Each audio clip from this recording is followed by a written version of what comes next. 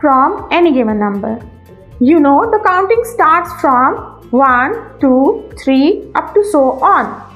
Do remember that the forward counting is the same, starts from 0, 1, 2 up to so on is forward counting.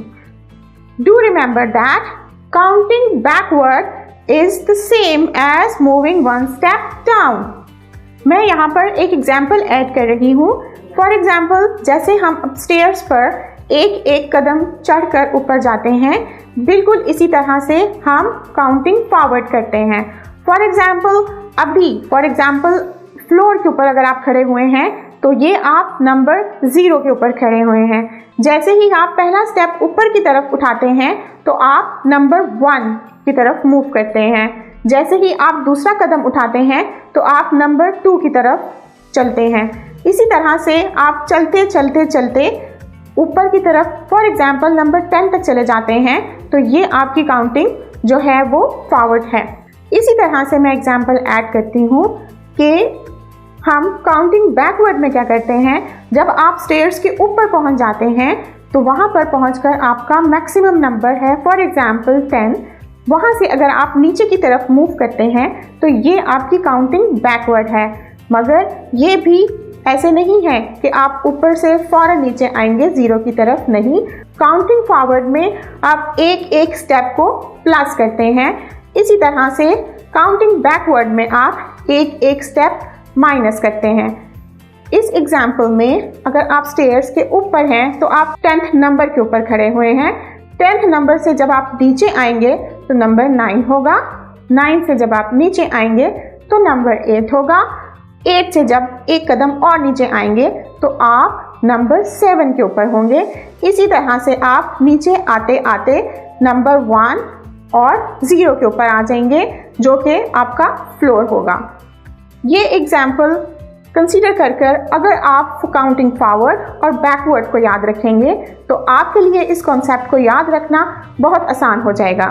दूसरे लफ्ज़ों में आप ये भी कह सकते हैं कि काउंटिंग बैकवर्ड उल्टी गिनती है. मीन्स आप पीछे की तरफ जो मूव कर रहे हैं आप उल्टा चल रहे हैं. इस एग्जाम्पल को कंसीडर करते हुए अगर आप काउंटिंग फॉरवर्ड और बैकवर्ड को याद रखते हैं तो आपके लिए इस एग्जाम्पल से याद रखना ज़्यादा आसान होगा.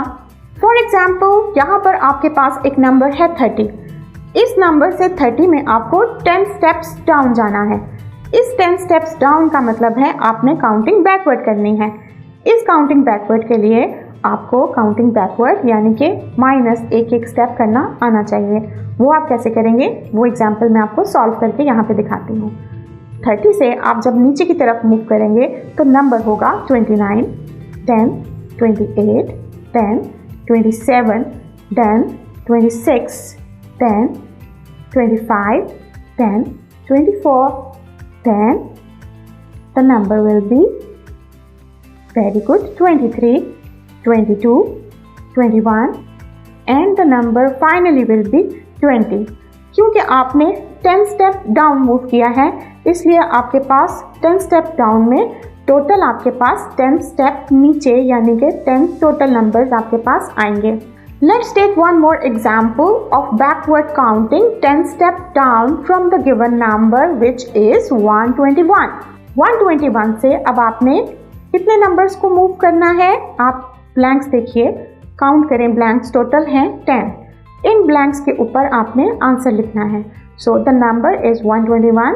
Counting backward the number will be 120, then 119, then 118, then 117, then 116, then 115, then 114, then 113, then 112, then 111. So basically this is the total 10 step down numbers written over here. If we have another number, say 608, we need to find out counting 10 step down from this number. Means we need to count backward from this number 10 steps down. 10 step downs means we can also do it by subtracting 1 from each and every number. For example, this number 608. By getting one step down, we will have a number 607, while the other number is 606, and the next number is 605. Next number after this number will be 604, then 603, 602, then 601, 600 means 600, then 599, then 598. Finally is the 10th step down from the given number 608. Practice more to be perfect, because in mathematics we do practice a lot. Take good care of